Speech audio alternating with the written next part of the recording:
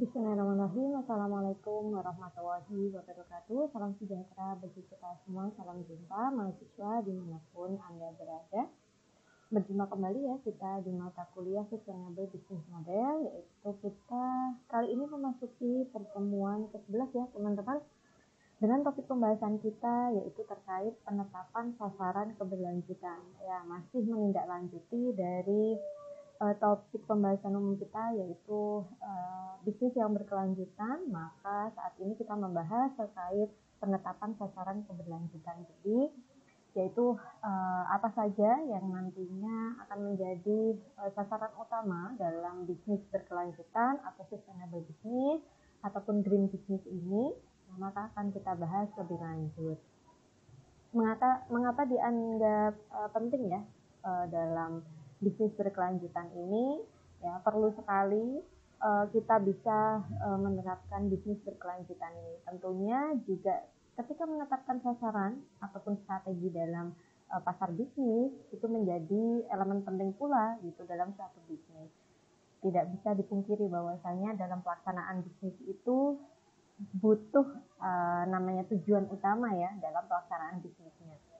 Nah, sehingga penetapan sasaran yang jelas ini membantu organisasi atau suatu perusahaan dari sebuah bisnis untuk fokus pada prioritas dan mengukur kemajuan. Jadi prioritas utamanya siapa, untuk apa, dan juga nanti bagaimana pelaksanaannya. Itu harus dipikirkan dari awal ataupun menjadi fokus utama sebelum kita melaksanakan suatu bisnis. Nah, sasaran yang tepat ini pasti akan memandu tindakan yang diperlukan untuk mencapai keberlanjutan.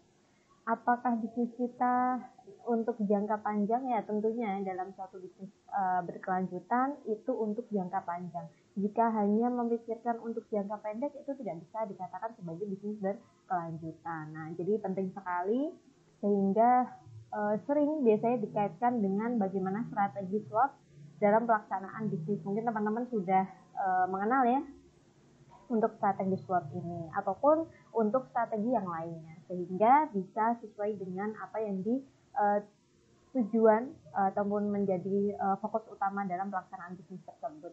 Nah, selanjutnya komponen penetapan sasaran apa saja yang menjadi elemen utama ataupun komponen utama dalam penetapan sasaran ini. Yang pertama yaitu analisis situasi. Kemudian yang kedua identifikasi sasaran dan yang ketiga perencanaan tindakan. Nah, jadi penting sekali entah itu dalam pelaksanaan bisnis tradisional ataupun dalam pelaksanaan bisnis berkelanjutan ini dalam komponen penetapan sasaran itu menjadi hal yang paling utama.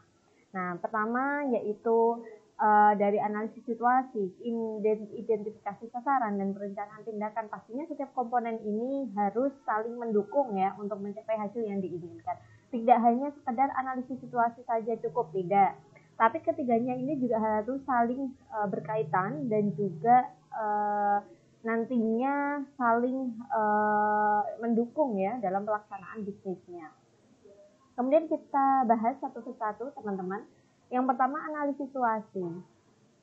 Melakukan analisis situasi itu merupakan langkah awal ya dalam penetapan sasaran. Yang pertama kita harus tahu nih bagaimana situasinya, kondisinya, siapa yang menjadi objek pasar kita, siapa pemangku kepentingan dalam perusahaan kita dan lain sebagainya. Yang mana melibatkan pengumpulan data tentang kondisi pasar, kompetisi, dan sumber daya yang tersedia untuk organisasi. Jadi biasanya yang menjadi dasar dalam pemilihan strategi pemasaran ataupun strategi dalam penetapan objek dan juga pangsa pasar kita itu yang pertama biasanya mengumpulkan data ya.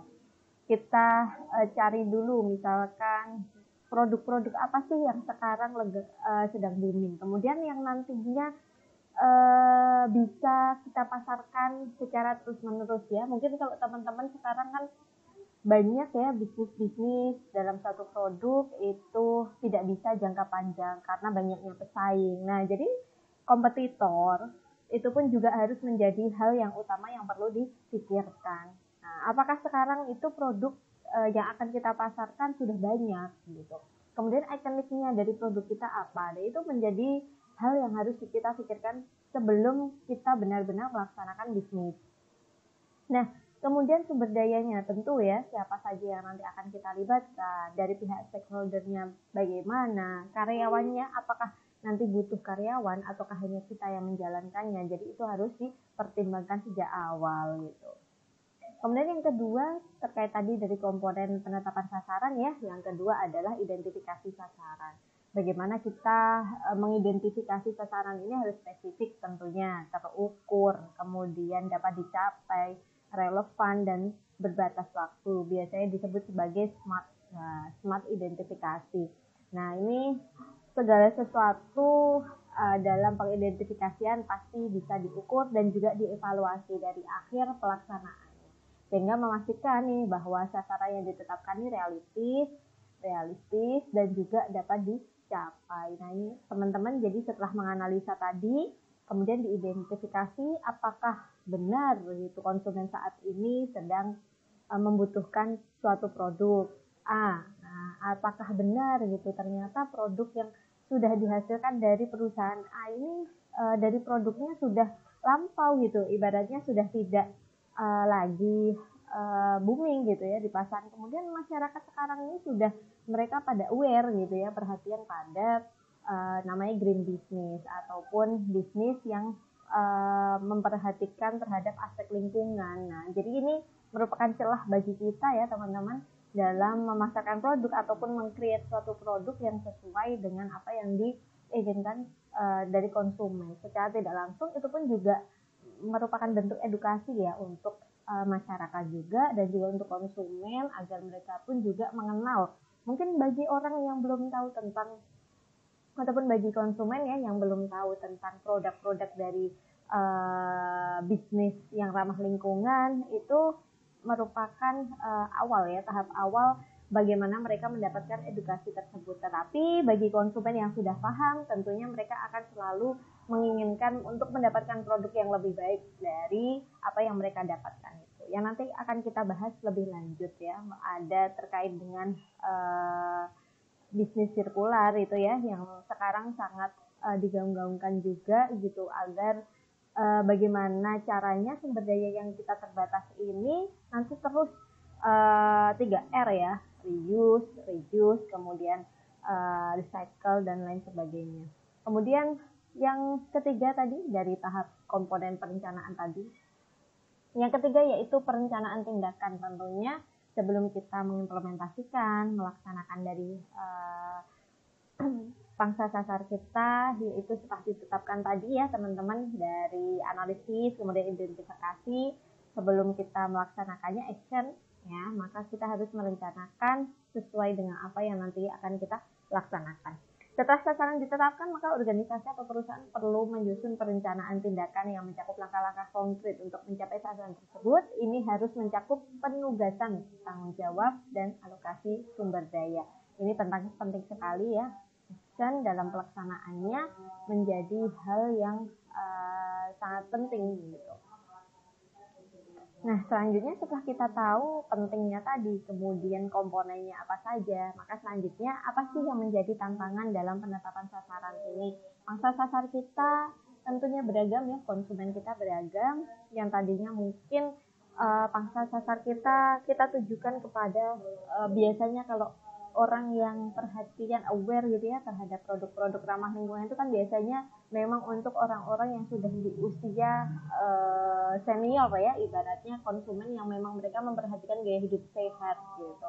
Nah, tetapi tidak bisa dipungkiri bahwasanya sekarang lifestyle terkait dengan kepekaan terhadap lingkungan itu pun juga menjadi lifestyle sendiri bagi seseorang, terutama dari pihak remaja sampai dengan pihak-pihak orang tua. Nah, jadi tidak ada salahnya kalau kita meng-create suatu produk itu pas sasaran kita misalkan untuk anak muda ya, anak muda yang sekarang mereka yang aware terhadap gaya hidup sehat. Nah, itu pun juga menjadi hal yang penting. Di mana proses penetapan sasaran seringkali menghadapi tantangan ya, pasti seperti ketidakpastian pasar, perubahan regulasi, dan keterbatasan sumber daya. Mengatasi tantangan ini memerlukan strategi adaptif dan juga inovatif ya.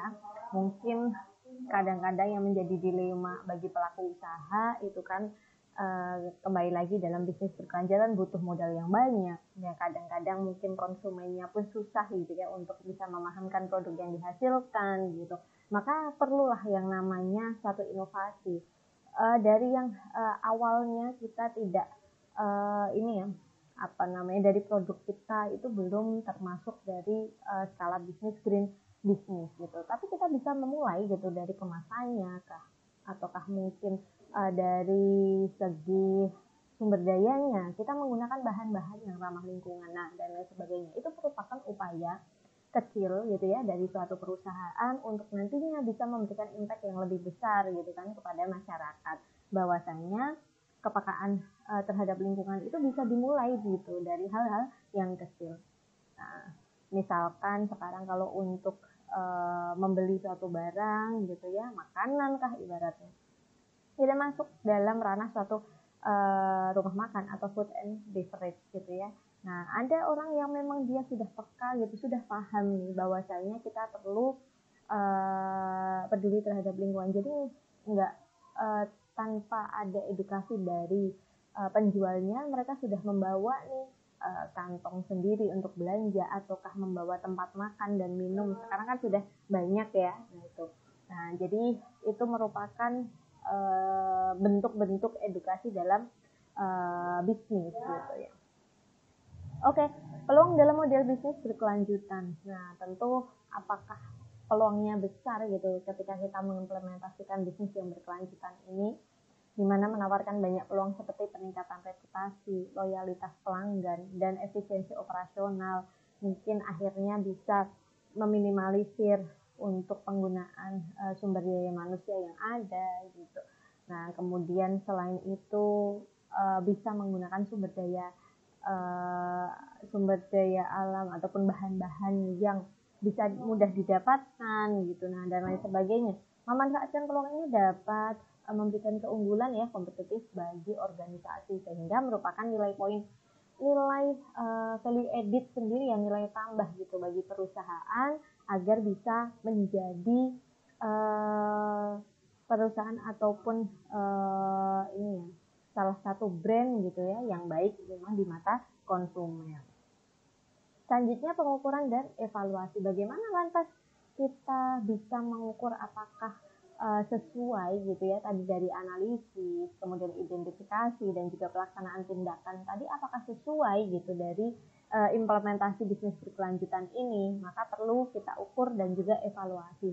Nah, tadi penting ya untuk melakukan pengukuran dan evaluasi terhadap pencapaian sasaran, di mana dapat membantu dalam memahami efektivitas strategi dan melakukan perbaikan nah jika diperlukan. Nah, ini dalam pelaksanaan bisnis berkelanjutan ya, suatu evaluasi itu menjadi hal yang penting. Apakah produk kita memang sudah sesuai dengan pasar kita, apakah yang perlu kita tingkatkan, kemudian apakah 3P ya dari profit, kemudian planet dan juga people ini sudah sesuai dari triple bottom line yang menjadi yang menjadi ikonik utama ya dari pelaksanaan bisnis berkelanjutan kan dari triple bottom line ini sesuai enggak? Nah, itu harus kita evaluasi. Kemudian selanjutnya peran stakeholder nih, di mana melibatkan stakeholder ya dalam proses penetapan sasaran ini menjadi hal yang sangat penting gitu. Siapakah yang terlibat dalam pelaksanaan bisnis, internal atau eksternal? Karyawannya apakah mereka sudah paham tentang bisnis berkelanjutan ini? Bagaimana terutama bagi pihak marketing ya, bagaimana bisa memasarkan produk kalau mereka sendiri tidak paham gitu dengan produk yang dipasarkan, terutama nggak paham apa sih maksudnya dari bisnis berkelanjutan ini, maka nanti akan menjadi atau timbul gitu kan pertanyaan di mata konsumen. Katanya produknya ini ramah lingkungan, nah tapi ternyata masih menggunakan bahan-bahan yang kimiawi ataukah mungkin bahan-bahan yang tidak bisa didaur ulang dan lain sebagainya. Itu kan termasuk dari praktek greenwashing ya yang merupakan pembohongan kepada publik dari pelaksanaan green business. Mereka dapat memberikan masukan berharga dan membantu dalam membangun dukungan untuk inisiatif yang diambil. Jadi stakeholder kritik dan juga saran itu penting ya menjadi masukan bagi pihak perusahaan yang nantinya untuk bisa meningkatkan bagaimana image dan juga brand itu sendiri di mata konsumen. Nah, untuk selanjutnya ini teman-teman yang terakhir, bagaimana tadi peluang pentingnya adalah bisa beradaptasi dan juga menciptakan inovasi, itu penting sekali ya. Maka di sini bagaimana inovasi dalam strategi ini bisa diupayakan gitu. Dimana inovasi pastinya menjadi kunci ya dalam strategi penetapan sasaran. Organisasi harus terus mencari cara baru untuk mencapai sasaran dan beradaptasi dengan perubahan lingkungan. Nah, apakah memang produk yang kita hasilkan ini nantinya bisa untuk memicu para investor gitu masuk pada bisnis kita? Apakah konsumen nanti bisa menerima ataupun mendapatkan manfaatnya dari produk yang kita hasilkan? Nah, itu perlu untuk diidentifikasi di awal, sehingga dalam pelaksanaan inovasi dalam strategi bisnis berkelanjutan ini juga nantinya bisa kita nilai juga gitu ya teman-teman, menjadi nilai tambah juga gitu bagi produk yang kita hasilkan. Nah, ini teman-teman dalam pangsa sasaran yang menjadi topik pembahasan kita pada pertemuan kali ini ya, di mana inovasi dan juga adaptasi itu merupakan kunci utama juga dari komponen-komponen yang sebelumnya sudah kita bahas. Dari pertama analisis, kemudian identifikasi, dan juga yang ketiga pelaksanaan dari penetapan tadi. Nah, sebelum kita melaksanakan tentunya ada tadi evaluasi tersendiri ya dari pelaksanaan tadi, kemudian nanti baru ada monitoring dan juga evaluasi di akhir setelah bagaimana produk itu kita pasarkan. Nah, ini dalam pasar sasaran ini tentunya siapa sih yang menjadi key person sebagai pihak internal perusahaan? Siapa teman-teman kira-kira? Ya pastinya dari pihak owner ataukah para petinggi-petinggi ya, manajer. Kemudian yang tidak kalah penting yaitu para marketing ya, yang memang mereka karyawan yang bergerak di bidang pemasaran. Nah, ini mereka harus paham betul tentang produk yang kita hasilkan, sehingga nanti ketika menyampaikan kepada konsumen itu sudah tidak bingung lagi gitu ya, sehingga para konsumen pun juga yakin gitu ketika mengkonsumsi produk yang kita hasilkan. Nah, selain itu karyawan pun juga, para karyawan atau pihak internal stakeholder, mereka juga menjadi key person dalam pelaksanaan bisnis berkelanjutan ini agar sesuai dengan pasar sasaran kita. Nah, sehingga jika sesuai dengan apa yang ingin kita sampaikan, nantinya pun juga masyarakat juga percaya ya bahwasanya memang betul gitu. Ternyata produk ini sudah ramah lingkungan. Biasanya kalau kemarin yang sudah kita bahas ini ya, ada regulasi tersendiri gitu dari pemerintah dan juga ada syarat-syarat tertentu yang menyampaikan kalau misalkan dalam obat-obatan ataupun makanan kan biasanya harus teruji BPOM ataukah teruji halal gitu ya. Nah, kalau bisnis berkelanjutan itu ujinya apa? Jadi ada uji tersendiri juga. Nah, itu biasanya kalau misalkan teman-teman menemukan ya dalam kemasan makanan ataupun minuman, itu biasanya ada centang hijau ya, checklist hijau itu yang menyatakan bahwasanya memang ini produk ramah lingkungan. Nah, misalkan dilihat dari kemasannya, kalau makanan dan minuman untuk yang konsumsinya lama itu kan biasanya dalam kemasan yang harus sesuai dengan ramah lingkungan. Kemudian kalaupun misalkan makanan yang kita bisa disajikan gitu ya, berarti kita lihat dari bahan-bahannya, apakah menggunakan bahan-bahan yang tidak untuk ataupun yang ini ya, yang tidak merusak lingkungan, ataukah mungkin kalau furniture ya, kita lihat juga di dunia permebelan itu ya, teman-teman, mereka kira-kira mendapatkan kayunya dari mana? Kalau misalkan dari hutan, apakah hutan tersebut ada persemaian lagi? Nantinya apakah ketika sudah ditebangi gitu ya, apakah akan ada penghijauan kembali, nah dan lain sebagainya. Nah, jadi biasanya itu menjadi syarat tertentu dalam uji sertifikasi pelaksanaan dari bisnis berkelanjutan itu.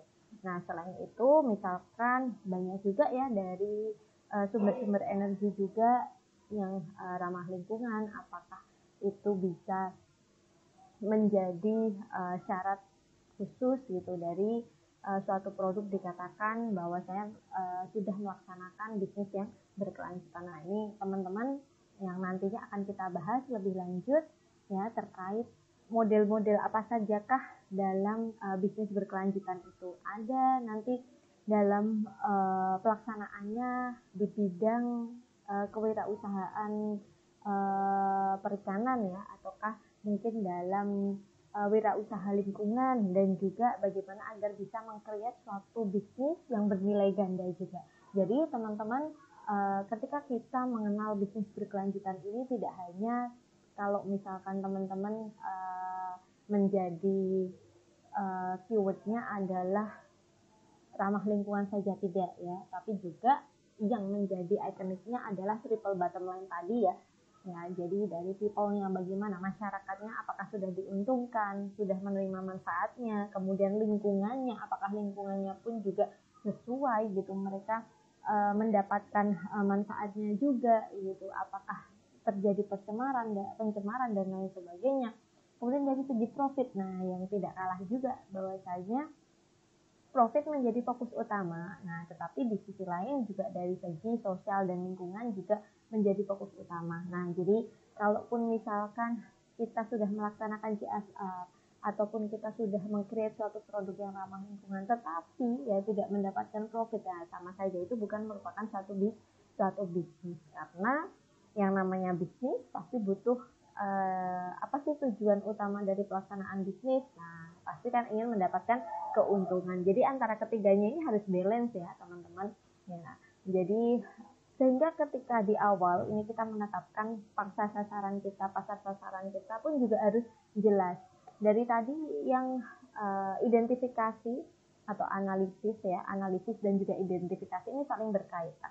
Ketika di awal kita sudah harus mengidentifikasi dengan mencari data-data yang valid gitu kan, data-data yang valid, kira-kira konsumen kita itu siapa, jadi itu penting ya.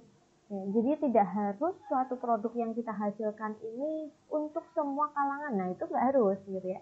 Justru yang menjadi ikoniknya adalah siapa pangsa utama kita, apakah misalkan untuk anak-anak saja, anak muda, remaja, ataukah untuk orang yang sudah dewasa atau orang tua. Nah, ya itu juga menjadi strategi tersendiri. Jadi tidak harus untuk semua lapisan, untuk semua kalangan. Justru itu akan mempersulit. Ketika kita sudah bisa mengidentifikasi bahwasanya produk yang akan kita hasilkan ini untuk kalangan anak-anak atau untuk orang dewasa, orang tua ya. Biasanya kalau tadi yang saya sampaikan untuk orang dewasa itu kan lebih mudah edukasinya, dalam artian mereka selain sudah menginginkan untuk gaya hidup sehat, selain itu juga pertimbangan-pertimbangan bahwasanya untuk edukasinya lebih mudah. Nah, terus kalau misalkan untuk anak-anak, nah itu biasanya ada tambahan juga, apakah untuk usia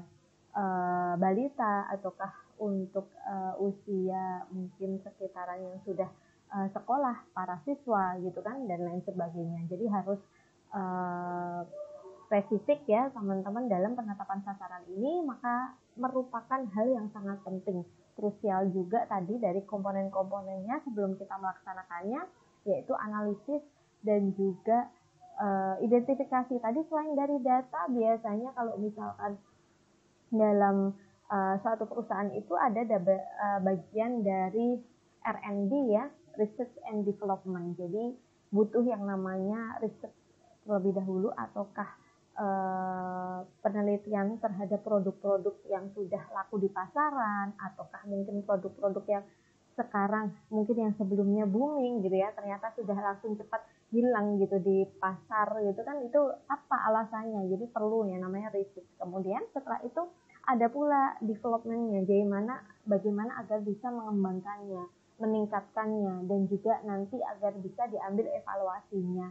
Jadi penting sekali teman-teman sebelum kita meng-create suatu produk dalam penetapan sasaran keberlanjutan ini juga diperlukan dari analisa dan juga identifikasinya, sehingga jelas apa yang akan kita create, apa yang akan kita buat dalam produk kita juga sesuai dengan apa yang kita inginkan, apa yang kita harapkan, sesuai dengan tujuan utama dari perusahaan. Nah, ini teman-teman mungkin ini yang bisa saya sampaikan ya pada topik pembahasan kita terkait dengan fase sasaran kita, penetapan sasaran ini ya nanti akan kita bahas yaitu lebih lanjut dalam diskusi mungkin yang ada di grup ataukah mungkin di siakat. Begitu teman-teman, untuk selanjutnya nanti kita membahas pada topik-topik berikutnya yang lebih detail terkait dengan model bisnis sirkular dan juga bisnis-bisnis yang ramah lingkungan yang lainnya. Mungkin cukup sekian yang bisa saya sampaikan ya teman-teman. Nanti sampai jumpa di topik pembahasan berikutnya yang tentunya yaitu masih berkaitan dengan bagaimana bisnis berkelanjutan itu bisa dikenal oleh masyarakat lebih luas dan juga bagaimana agar kita bisa menciptakan suatu produk yang bernilai lebih ataupun bernilai ganda dalam bisnis berkelanjutan. Ini saja yang saya sampaikan. Cukup sekian. Wassalamualaikum warahmatullahi wabarakatuh.